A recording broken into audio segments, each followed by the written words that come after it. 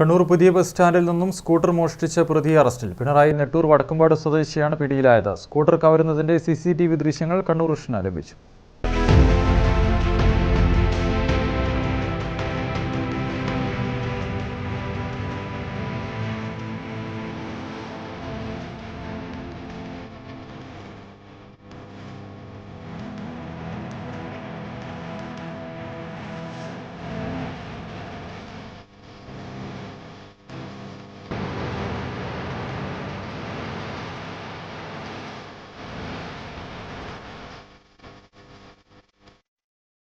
കണ്ണൂർ പുതിയ bus സ്റ്റാൻഡിലെ parking ഏരിയയിൽ നിർത്തിയിട്ട സ്കൂട്ടറാണ് പ്രതി കവർന്നത്.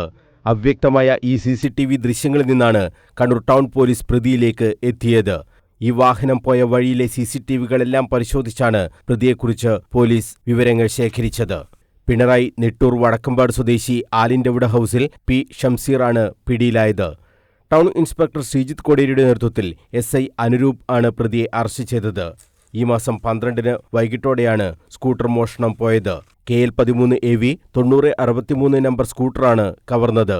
പ്രതി സ്കൂട്ടർ ചുറ്റിപ്പറ്റി അരമണിക്കൂറിലധികം നിന്ന ശേഷമാണ് മോഷണം നടത്തിയത്. പ്രതിയെ പിടികൂടാനായെങ്കിലും സ്കൂട്ടർ ഇതുവരെ കണ്ടെത്തിയിട്ടില്ല.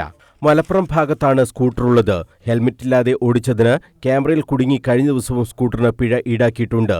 പെരിന്തൽമണ്ണ ഭാഗത്താണ് സ്കൂട്ടർ ഉണ്ടായിരുന്നത്. അഴീക്കോട് ബോട്ടുപാലം സ്വദേശി T. നിജിൽ സുഹൃത്തിന്റെ സ്കൂട്ടറും എടുത്ത് കണ്ണൂരിൽ വന്നതായിരുന്നു. നിജിലിന്റെ പരാതിയിലാണ് ടൗൺ പോലീസ് കേസെടുത്ത് അന്വേഷണം നടത്തിയത്. News bureau, Kannur.